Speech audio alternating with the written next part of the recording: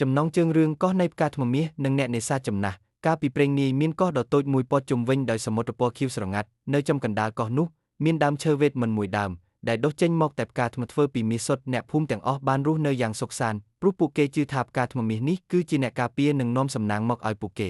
ជារៀងរាល់ព្រឹកអ្នកនេសាទចំណាស់ម្នាក់ឈ្មោះថាតាច័ន្ទតែងតែយកចំណីអាហារនិងទឹកស្អាតទៅថ្វាយដើមឈើនោះគាត់មិនដែលសុំអ្វីមកវិញឡើយគ្រាន់តែធ្វើដោយក្តីគោរពនិងស្រឡាញ់តាច័ន្ទដឹងថាសុភមង្គលពិតប្រាកដមិនមែននៅកន្លែងណានៅឆ្ងាយទេគឺនៅលើកោះតូចរបស់គាត់នេះឯង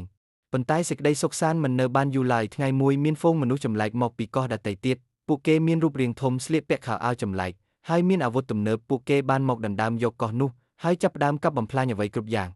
មេដឹកនាំរបស់ពួកគេដែលមានឈ្មោះថានាយកបានដើរតម្រង់ទៅរកដើមឈើវេទមន្តគាត់សម្លឹងមើលផ្កាថ្មមាសដោយភ្នែកលោភលន់រួចបញ្ជាឲ្យកូនចៅកាប់ដើមឈើនោះចោលដើម្បីយកមាសទាំងអស់តាច័ន្ទបានដើរចូលទៅជិតនាយកហើយនិយាយយ៉ាងទន់ភ្លន់ថាសូមលោកម្ចាស់កុំកាប់ដើមឈើនេះអី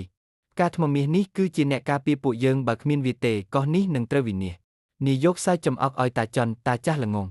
មាសនេះអាចទិញអ្វីគ្រប់យ៉ាងតាំងពីទូកដ៏ធំរហូតដល់កោះដ៏ធំជាងនេះហេតុអ្វីបានជាខ្ញុំត្រូវខ្លាចតាច័ន្ទឆ្លើយតបវិញថាមានរបស់ខ្លះដែលលុយមិនអាចទិញបានសូម្បីតែមាសទាំងអស់លើកោះនេះក៏មិនអាចទិញមកវិញនៅសេចក្តីសុខសាន្តរបស់ពួកយើងដែរការភ័យខ្លាចរបស់លោកម្ចាស់មកពីការដែលលោកម្ចាស់ចង់គ្រប់គ្រងអ្វីគ្រប់យ៉ាងប៉ុន្តែតាមពិតលោកម្ចាស់មិនអាចគ្រប់គ្រងសូម្បីតែចិត្តខ្លួនឯងនាយកខឹងសម្បាយ៉ាងខ្លាំងហើយបញ្ជាឲ្យកូនចៅចាប់តាច័ន្ទយកទៅឃុំឃាំងពួកគេបានកាប់ដើមឈើវេទមិនចោលហើយយកផ្កាថ្មមាសទាំងអស់ប៉ុន្តែទោះបីជាពួកគេមានមាសជាច្រើនក៏ដោយពួកគេមិនដែលមានអារម្មណ៍ថាមានក្តីសុខឡើយពួកគេតែងតែភ័យខ្លាចថាមាននរណាម្នាក់មកដណ្ដើមយកមាសរបស់ពួកគេថ្ងៃមួយមានព្យុះទីហ្វុងយ៉ាងធំមួយបានវាយប្រហារកោះនោះដោយសារគ្មានដើមឈើវេទមិនការពារទៀតទេកោះនោះត្រូវបានទឹកជំនន់លិចទាំងអស់នាយកនិងកូនចៅរបស់គាត់បានស្លាប់ទាំងអស់ដោយបន្សល់ទុកតែមាសដែលពួកគេធ្លាប់លោភលន់មានតែតាច័ន្ទនិងអ្នកភូមិមួយចំនួនប៉ុណ្ណោះដែលបានរួចខ្លួនព្រោះពួកគេដឹងពីរបៀបការពារខ្លួនពីគ្រោះធម្មជាតិពួកគេបានសាងសង់ភូមិថ្មីឡើងវិញដោយមិនដែលភ្លេចពីមេរៀនដែលដើមឈើវេទមិនបានបង្រៀនឡើយចំណុចសម្រាប់វិភាគ discussion points រឿងខ្លីនេះបង្កប់នូវអត្ថន័យជ្រៅសម្រាប់ការវិភាគលើចំណុចសំខាន់ដូចជាតម្លៃនៃចំណេះដឹងនិងបទពិសោធន៍តើបទពិសោធន៍និងចំណេះដឹងពីធម្មជាតិរបស់តាច័ន្ទមានតម្លៃជាងមាសរបស់នាយកដែរឬទេការលោភលន់និងការបំផ្លិចបំផ្លាញតើការលោភលន់របស់មនុស្សអាចនាំមកនូវសេចក្តីវិនាសមកឲ្យខ្លួនឯងនិងអ្នកដទៃដែរឬទេ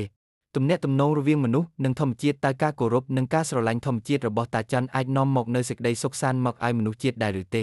អត្ថន័យនៃសុភមង្គលតើសុភមង្គលពិតប្រាកដអាចរកបានដោយការគ្រប់គ្រងអ្វីគ្រប់យ៉ាងឬការរស់នៅដោយសុខសាន្តជាមួយនឹងអ្វីដែលខ្លួនមាន